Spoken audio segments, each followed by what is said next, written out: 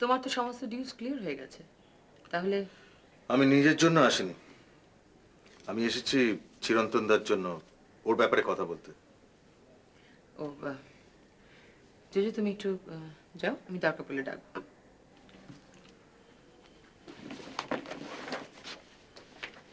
বসো।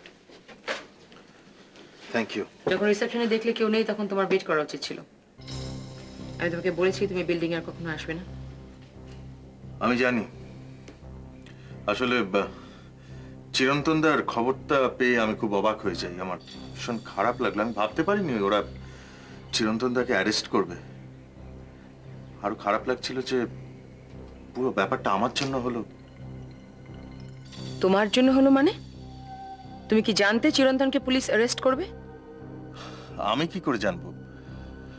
যেদিন সর্বরী খুন হয় সেদিন চিরন্তন দা আমার বাড়িতে এসেছিল। কেন? আমার কাছ থেকে লিগ্যাল অ্যাডভাইস নিতে। চিরন্তন কি খুনটা করেছে নাকি? একেবারেই না। চিরন্তন দা একটা দরকারে সর্বরীর বাড়ি গেছিল এবং গিয়ে ডিসকভার করে যে সর্বরী খুন হয়ে পড়ে আছে, এবং তারপরও আমার বাড়িতে আসে। তারপর? চিরন্তন দা জিজ্ঞাসা করে যে ও কি করবে। তখন যদি ও সোজা থানায় যেত তাহলে পুলিশ কিন্তু ওকে সঙ্গে সঙ্গে অ্যারেস্ট করতো। তুমি কি করে জানলে? চিরন্তন দা তো সর্বরীর বাড়ি থেকে সোজা আমার বাড়িতে আসে। তারপর? ও ভীষণভাবে নার্ভাস হয়ে গিয়েছিল। আমি ওকে ইনফ্যাক্ট সাজেস্ট করি যে থানায় না যেতে। তাহলে পুলিশ কি করে বুঝলো যে চিরন্তন সর্বরী বাড়িতে গিয়েছিল? সেটা তো ওই বিল্ডিং এ ভিজিটার্স রেজিস্টার দেখলেই বোঝা যায়। তার মানে যারা যারা সেদিন সর্বরী বাড়িতে গিয়েছিল পুলিশ তাদের সবাইকে অ্যারেস্ট করেছে? তা জানি না, তবে আমি চিরন্তন দা লয়ার হতে চাই। আমি লয়ারকে অলরেডি খবর দিয়ে দিয়েছি। প্লিজ আমাকে একটা চান্স দাও। কেন? কেন কাজটা করতে চাইছো বলো তো? তোমার উদ্দেশ্যটা কি? বিশ্বাস করো, চিরন্তন দা সেদিন যখন আমার বাড়িতে এসেছিল তখন ওকে দেখে আমার খুব খারাপ লেগেছিল, এবং তখনই আমি ডিসাইড করি যে ওর যদি কোনো লিগ্যাল হেল্প দরকার হয় আমি ওর পাশে থাকব। মানে আমি ওর হয়ে কোর্টে দাঁড়াতে চাই। আমি আমি তোমাকে কথা দিচ্ছি যে ওকে যদি আমি বাইরে বার না করে আনতে পারি আমি কোনো ফিস নেব না। ঠিক আছে, কিন্তু তুমি প্রত্যেকটা লিগ্যাল স্টেপ নেবার আগে আমাকে কনসাল্ট করবে। ডেফিনেটলি। তুমি তাহলে একটা চিঠি করে দিতে বলো। জজকে বলে দিচ্ছি। Thank you, thank you so very much.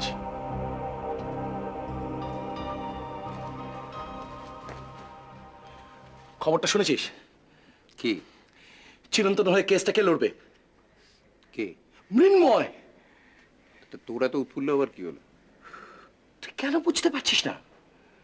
Suborna Chowdhury মৃন্ময়কে তাড়িয়ে দিয়েছিল, ঠিক? ও আবার এন্ট্রি নিয়েছে কেন? চিরন্তনের প্রতি সহানুভূতির জন্য? না, কিন্তু আমার মাথায় ঢুকছে না যে আমার মিশনের সাথে মৃন্ময়ের কেসটা নেওয়ার কি সম্পর্ক।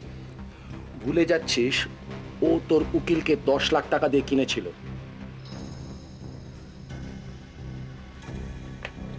তো ওর মধ্যে সেই অপরাধ বোধটা কাজ করছে, সেটা কাজে লাগাতে হবে। ও রাজি হবে কেন? প্রাণের ভয়। ও আমার সঙ্গে কথা বলতে রাজি হবে কেন? পিটার রের সঙ্গে কথা বলবে।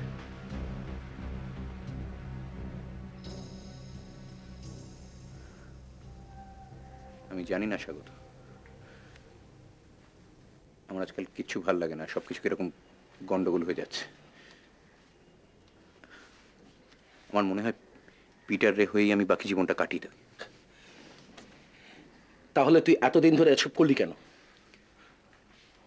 আমি জানি না রে। অভি, অভি তুই ঠিক পথে এগোচ্ছিস। You are doing the right thing.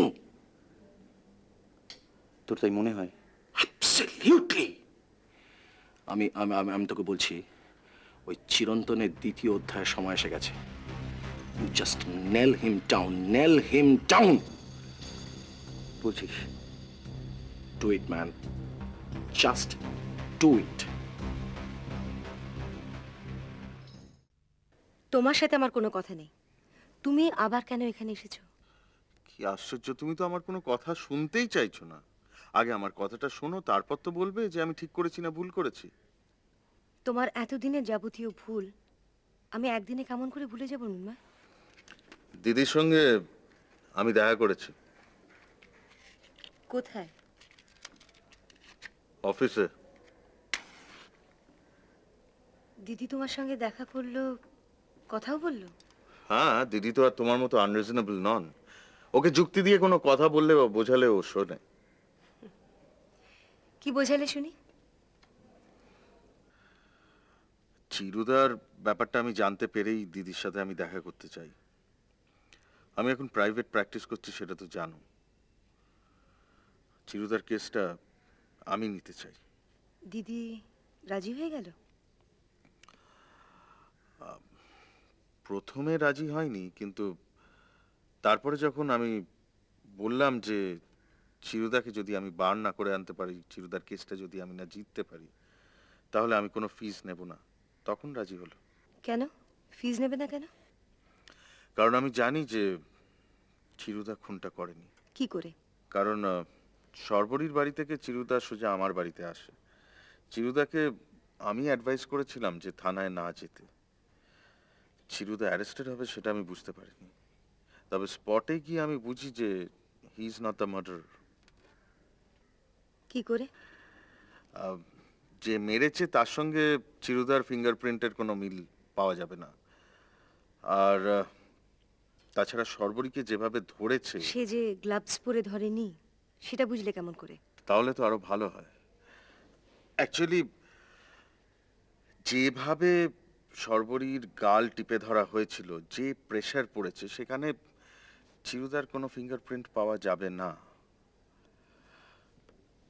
আর এছাড়াও আমি আরো কিছু ক্লু পেয়েছি। ফাইন, তো এখানে কেন এসেছো? এখন আমাকে এ বাড়িতে মাঝে মধ্যেই আসতে হতে পারে। আসতে পারো, কিন্তু আমার সঙ্গে দেখা করার বা কথা বলার চেষ্টা করো না। শকুন্তলা প্লিজ, আমার কথাটা তো শোনো। বলো। একটা মানুষ তার ভুল যদি শুধরে নেয়, তাকে একবার সুযোগ দেবে না? দাদার কেসের সঙ্গে এর কোনো সম্পর্ক নেই মৃন্ময়। তুমি এই বাড়িতে আসতে পারো, আমার সাথে কথা বলতে পারো, কিন্তু খালি দাদার ব্যাপারে ততটুকুই আমাদের ইন্টারাকশন হবে, এর বাইরে একটা কথাও নয়। Is that clear?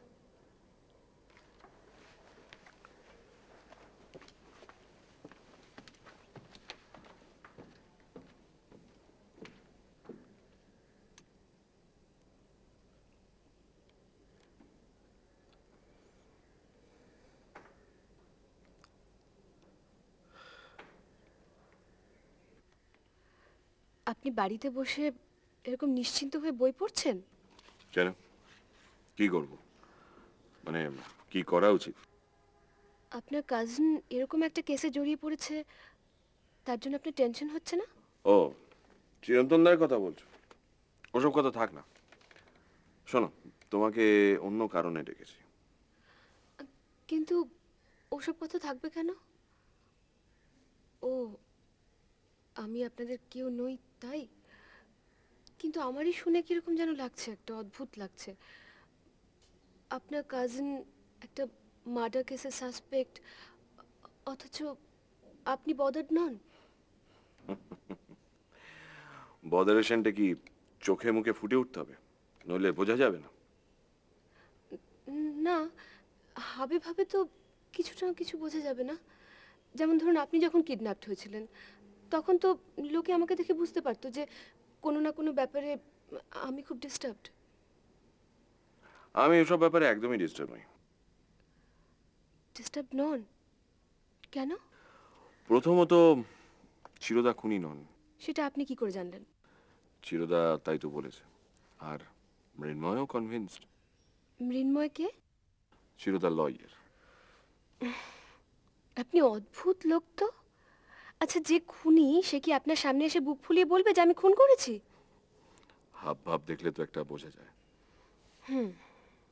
আর দ্বিতীয় কারণটা কি? ফোন না করে, মানে সর্বরী যেদিন মার্ডার হয় সেদিন চিরন্তন দা ফোন না করে যাওয়াটা একদম উচিত হয়নি। এটা এক ধরনের বোকামি। না, আমি তাও বুঝতে পারলাম না। ফোন করে গেলে কি লাভ হতো? চিরন্তন দা যদি ফোনটা করতো তাহলে তো তখন ফোনটা কেউ ধরতো না। অ্যাকর্ডিং টু চিরন্তন দা যখন সর্বরীর বাড়িতে গেছে তখন সর্বরী অলরেডি ডেড। ও, সেই অ্যাকর্ডিং টু চিরন্তনদা। চিরন্তনদার উপর আপনার অগাধ আস্থা? একেবারেই না, বরং উল্টো। কেউ যদি নিজে থেকে ভুল করে সেই ভুলের মাসুল তো তাকে দিতেই হবে। তার জন্য আমি বদার্ড হব কেন? আপনি যখন ফার্স্ট ইনস্টলমেন্টটা মিস্টার গোয়েলকে ঠিক সময় মতো দিতে পারেননি, তখন আপনার স্ত্রী বদার্ড হননি? ডিস্টার্বড হননি? আমি তোকে বলিনি চিন্তা করতে। সেটা অন্য প্রশ্ন। কিন্তু আপনার দাদা ভুল করেছে বলে আপনি তার ব্যাপারে একদম চিন্তিত হবেন না, এটাও তো ঠিক না। ঠিক বেঠিক এ নিয়ে বিতর্ক আমরা অন্য সময় করব। এখন বলো, কি খাবে? কিছু না। তুমি তো বেশ রাগী মহিলা। কিছু খাবে না কেন? রাগ করে না ইচ্ছে করছে না? আমি আমার কাজের কথাটা সেরেই চলে যাব। কি হলো কি তোমার? দেখো, চিরন্তনদার ব্যাপারে আমি এতটাই শিওর যে ও ছাড়া পাবে, তাই আমি এতটাই রিল্যাক্সড। কিন্তু আমি এখন এখানে কি করতে এলাম? সুবর্ণা তোমার একটা ফাইনাল ইন্টারভিউ নেবে। It's just a formality. সেটা কবে? এটাই তো কাজের কথা। সেটা নিতে নিতে আপাতত 3 উইকস মতো টাইম লাগবে। অবশ্য ততদিনে চিরন্তনদার কেসটার একটা রেজাল্ট জানা যাবে। কিন্তু সেটা তো 6 মাসও চলতে পারে। প্রথম হিয়ারিংয়েই বোঝা যাবে। ঠিক আছে, ততদিন মুখ বুজে গোয়েলের অত্যাচার সহ্য করি। সেরকম হলে ছেড়ে দেবে। যেটুকু সময় তুমি বসে থাকবে সে সময়ের স্যালারিটা আমি কম্পেনসেট করে দেবো।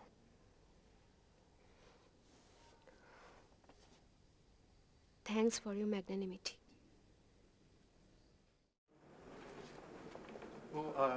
আপনার আপনি হচ্ছে মাখন মুন্সি। বলছি রাইট রাইট এগুলো ঠিক করে রাখে। ও, আপনি মানিকবাবুর ছবিতে কাজ করেছেন? হ্যাঁ হ্যাঁ অনেকগুলো ছবিতে কাজ করেছি। আচ্ছা, কি কি ছবিতে কাজ করেছেন? যেমন ধরুন সর্বং সাহা, কতিপয়, মহিমার আত্মকথা, করুণা। দাঁড়ান, এইগুলো মানিকবাবুর ছবি? হ্যাঁ, মানিক পাল। বুঝেছি। কেন, হ্যাঁ ভালো, তুই ভালো? তা আপনি কি ভাবলেন? না, আমি কিছু ভাবছি না। আইছে শুনুন, হ্যাঁ। আমার ছবিতে এইসব মহিমা টহিমার ব্যাপারগুলো একদম নেই, বুঝেছেন? আর আপনি তো সেদিন আমার স্ক্রিপ্ট রিডিং সেশনে এলেন না। না না, আমি তো স্ক্রিপ্ট শুনি না, আমি পড়িনি। ও, পড়েছেন? আমি আমার স্ক্রিপ্ট আরে এখন কেন পড়বো? একটা করে সিন হবে, একটা করে সিন আমি দেখে নেবো, পরের সিনটা রিকুইশন টিকুইশন সব ঠিক আছে কিনা। তা আপনি স্ক্রিপ্টটাই যদি না পড়বেন কি করে বুঝবেন কোন সিনে কি রিকুইজিশন আছে? লিস্ট দেখে, লিস্ট। লিস্টটা কি করে তৈরি করবেন? ও আপনি তৈরি করে দেবেন? ও, আপনি স্ক্রিপ্টটাও পড়বেন না, আপনি আগে থেকে স্ক্রিপ্ট শুনবেনও না? দেখুন, তাই যদি হয় তাহলে আর্টিস্ট ডেট, বাজেট আর ডিরেক্টর কি কি চাইছে এগুলো কে করবে? বুঝেছি। আপনি বড্ড লেটে বোঝেন। হ্যাঁ বলুন। কি বলবো? মানে আপনার ফার্স্ট লটে কজন আর্টিস্ট, কজন লোকেশন, কজন শিফট? যাওয়ার সময় মনীষের কাছ থেকে নিয়ে নেবেন। ও ও তাহলে কেন আপনি আমার সময়টা মিচি ওয়েস্ট করলেন ফালতু ফর নাথিং? শুনুন মাখন বাবু, আপনি তো অনেক বড় বড় ডিরেক্টরের সঙ্গে কাজ করেছেন, তাই না? প্রচুর। আমি কিন্তু খুব ছোট মাপের ডিরেক্টর, সে আমি জানি। এবং আমার ছবিতে যদি কাজ করতে হয় আপনাকে স্ক্রিপ্টটা পড়তে হবে। কি বিপদ? আমি স্ক্রিপ্টটা পড়বো এবং আপনি শুনবেন। তাহলে এক কাজ করুন না, দুপুর বেলায় পড়বেন। কেন? ও মানে স্ক্রিপ্টটাও শোনা হবে আর একটু ঘুমিয়েও নেওয়া যাবে। ডিসগাস্টিং। লাঞ্চ? হ্যাঁ, মানে লাঞ্চ কি করবেন? এখন লাঞ্চ করবো কেন? হ্যাঁ, এখন লাঞ্চ করবেন কেন? এখন না, শুটিং এর সময় লাঞ্চ কি করবেন সেটা লিখে নিতে হবে না? শুনুন মানিক বাবু, ও নো নো, মানিক বাবু, মাখন বাবু। আপনি আমার ছবির প্রোডাকশন কন্ট্রোলার। হ্যাঁ, যে ছবিতে কাজ করি সব ছবিতেই তো তাই। প্রোডাকশন কন্ট্রোলের কাজটা কি জানেন তো? বলেছে। আপনি ক্লাস নেবেন নাকি? দরকার হলে তাই নেব। শুনুন, আপনি যার সঙ্গে কাজ করে থাকুন না কেন, আমার সঙ্গে কাজ করাটা একটু অন্যরকম। সব ডিরেক্টর ওই কথাই বলে। হতে পারে, তাদের চিন্তাভাবনার সঙ্গে আমার চিন্তাভাবনার একটু তফাৎ আছে, বুঝেছেন? আজকে যাওয়ার আগে আপনি অফিস থেকে স্ক্রিপ্টের একটা কপি নিয়ে যাবেন। আজকে রাত্রিরে পড়বেন এবং কাল সকালে আমি আপনার সঙ্গে বসবো। আচ্ছা, এক মিনিট, ও আপনার ওটা কি টাইপ করা কি হাতে লেখা? অফিস থেকে স্ক্রিপ্টটা নিয়ে নেবেন। না, প্রবলেমটা আপনি বুঝতে পারছেন না। হাতে লেখা হলে তো সময় লাগবে পড়তে। কাল সকাল 10টায় আপনার জন্য আমি অফিসে অপেক্ষা করব। আপনি ডিরেক্টর না dictator? Hitler. Sorry, good night.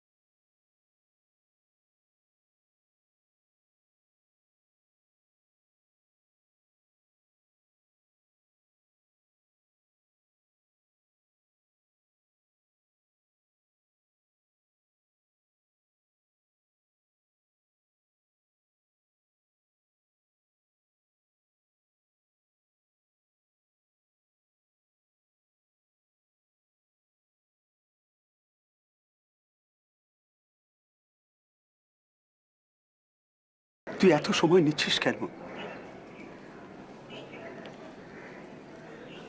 Born criminal তো নই, তাই বোধহয় একটু সময় লাগছে। তোর অসম্পূর্ণ কাজ আমি সম্পূর্ণ করব। না,